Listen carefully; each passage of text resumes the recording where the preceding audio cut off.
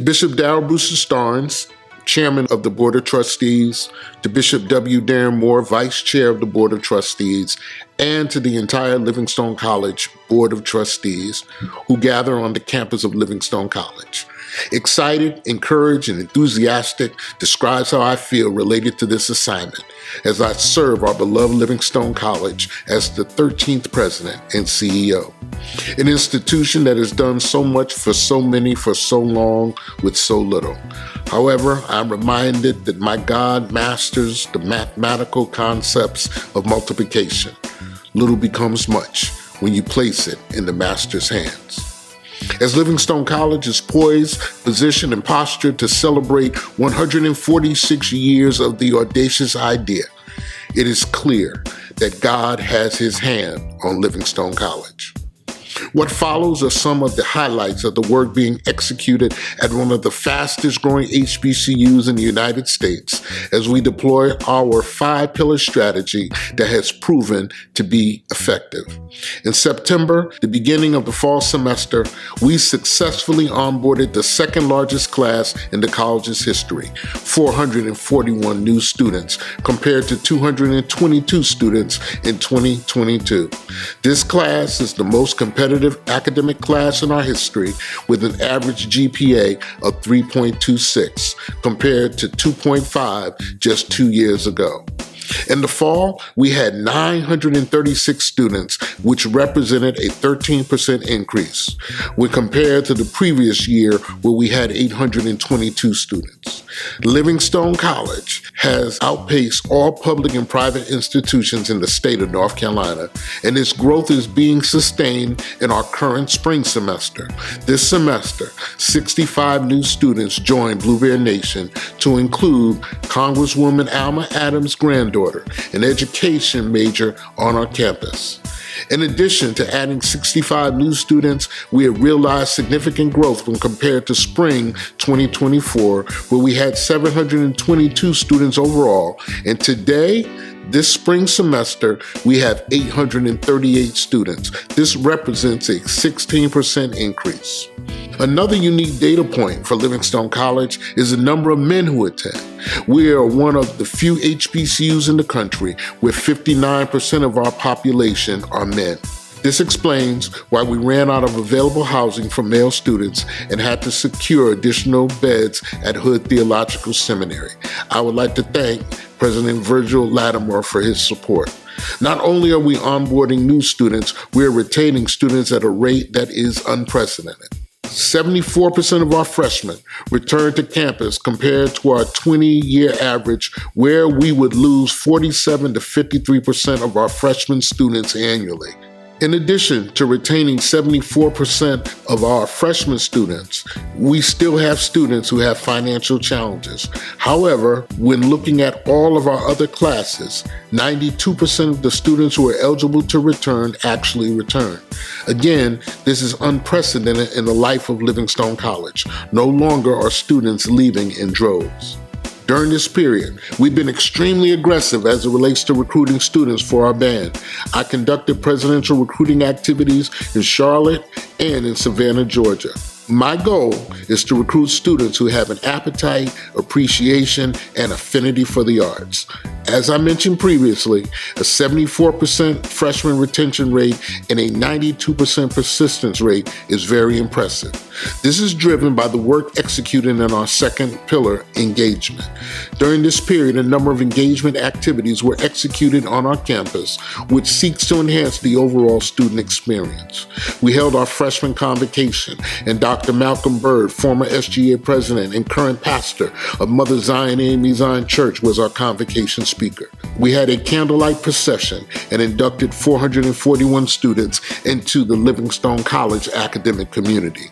I conducted One-on-One with 13, a one-on-one opportunity where students can provide me with constructive feedback related to their experience on the campus of Livingstone College, and they provide me with critical insight as to how we might be a better Livingstone. If Livingstone College can be better, then better we will be.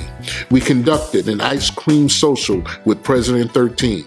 Dr. Jacqueline Davis and our senior staff for 3 hours scooped ice cream out for our students, and we made them all Sundays.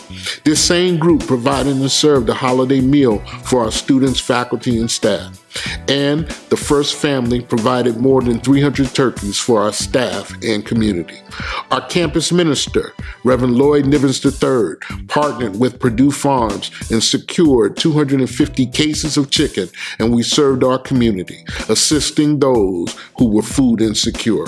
Our semester-ending study jam and care package giveaway was another overwhelming success, a part of Are You Good Week. We executed Stonecoming 2024 without a major incident. We had national recording artist Ty Tribbett, who ministered to our students, alumni, and community through song. And on Saturday, Stonecoming the Experience was a hit. Our pricing model enabled us to provide a homecoming experience executed safely on our campus. We had Anthony Hamilton, the Sugar Hill Gang, and Boss Man D-Lo. What an experience for our alumni and campus community. Other schools are attempting to leverage our model, but there is no homecoming like Stonecoming. We attended the Christian Education Department winter meeting of the AME Zion Church in Kansas City, Missouri. Our Royal Court and SGA gave up their semester break to join us in Kansas City, and they represented Livingstone College well. We executed our alumni roundup and reception at this meeting, and we had an opportunity to expose the connection to all that is happening on the campus of Livingstone College and our merchandising. We also recruited students at this meeting, offering a presidential scholarship to a young woman from Detroit, Michigan, with a 3.9 GPA. We also recruited a number of students who are eligible to receive trustee scholarships and the $5,000 AME Zion first year incentive grant. And finally, as it relates to engagement, we are committed to delivering a student engagement model which is second to none. Last week, the Charlotte Hornets sponsored HBCU Night. Understanding that 95% of all NBA fans will never go to an actual game, we purchased 50 tickets and chartered a bus where our students could have an experience of a lifetime. On the campus of Livingstone College, we clearly articulate to our students and their families that we will help each of them unlock their potential, unleash their power, and have their purpose unveiled. Therefore, we are intentional about using our third pillar to empower our students. The Career Readiness Institute facilitates empowerment sessions that will assist our students with removing barriers related to employment and graduate school admission. Our goal is that every student will graduate from Livingstone College with the necessary skills to compete and contribute in a global context with competence and confidence, reducing the number of students who will leave our institution unemployed and underemployed. In October, we executed our Stonecoming Career Fair and Grad School Fair. This was an overwhelming success, so much so we had to change our location in order to facilitate this event.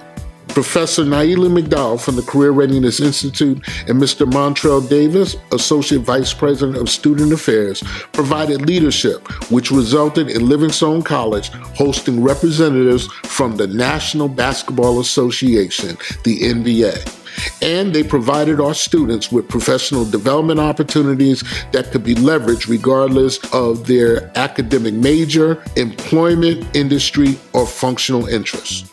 In December, we held our winter commencement. Again, our goal is to expose our students to national speakers who have messages that seek to equip and empower them. Our speaker for our December commencement celebration was Dr. Siobhan Arline Bradley, President and CEO for the National Council of Negro Women. What an amazing empowerment session by way of her commencement address. We hosted Mr. Michael Curry, a healthcare executive, who addressed our white coat students. These are STEM majors who have committed to academic excellence and scholarly research. Mr. Curry unpacked why we need our STEM students to stay the course. He also unpacked why we are grossly underrepresented in healthcare and traced it back to systems that hindered our progress in the medical field and in clinical research. That week, 35 students earned their white coats. We continue to execute our weekly worship experience, I Need a Word Wednesday, that ministers to our entire campus community who attend voluntarily. Tubman Theater is standing room only. We executed Fridays at the Stone, where I shared with the community the vision and reported to them results related to this miracle on Monroe Street, reminding this community that our existence can only be explained because we have a divine agent, God, working on our behalf. I conducted a lecture series sponsored by the Career Readiness Institute, Your Path, Your Purpose. We had this event for all of our freshmen to make sure that they stay on the path. Dr. Jacqueline Davis and the Mental Health Task Force engaged the entire campus community with a week of activities, driving home the point that mental health matters. This was entitled, Are You Good Week? We are intentional as it relates to promoting physical and mental health across the entire campus.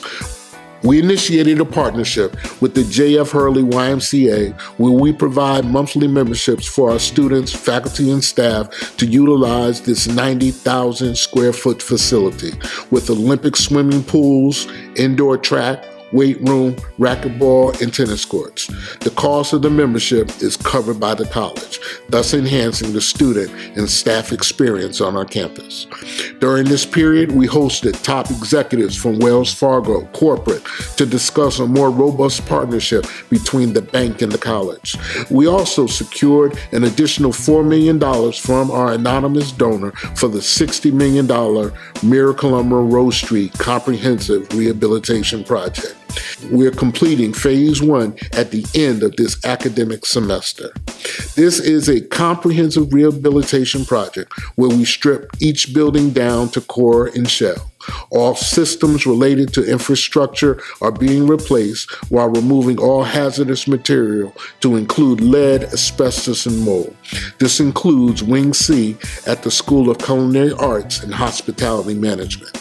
We completed the $1.8 million refurbishment of the Price Administration and Academic Building. We have installed new HVAC and removed window AC units and replaced them with thermal windows. Old Trent Gymnasium received a facelift where all rotten wood has been removed, restored, and repainted. We have completed renovations on the Alumni House, where just a few months ago, this was a dilapidated property owned by the college. We have reimagined our student union and converted the space into Innovation Lounge, powered by Home Depot.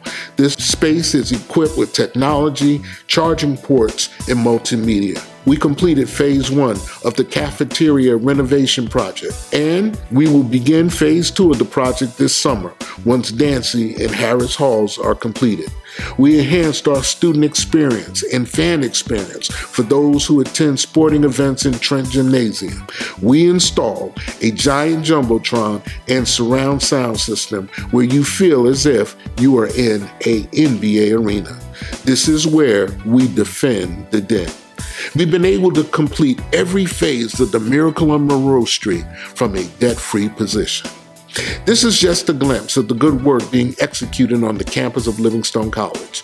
I would like to thank the members of the senior team who bring their highest and best work in support of this great institution that is getting better. We must never forget, when we started this journey in October of 2022, we were ranked number 76 of 104 HBCUs. We were in the bottom quartile. 2 years later, we are ranked number 51, seeing our 6-year graduation rate soar from 24% to 28%. My goal is to elevate our beloved Livingstone College to the top 20, and I've shared our roadmap to our entire campus community as to how we will get there. In closing, I would like to pay tribute to Mayor Karen Alexander, a visionary architect, a dedicated public servant, and a beloved friend. Mayor Karen shaped our city with her incredible designs, but also guided it with her unwavering leadership as mayor. With a lens toward historic preservation on our campus, buildings like Ballard Hall, J.W. Hood Price Hall, and the Carnegie Library are examples of her attention to detail, aesthetics, and functionality. However, what I will always remember about Mayor Karen Alexander will not be limited to bricks and mortar. What we will remember most of all about Mayor Karen was her willingness to show up, and man, did she show up.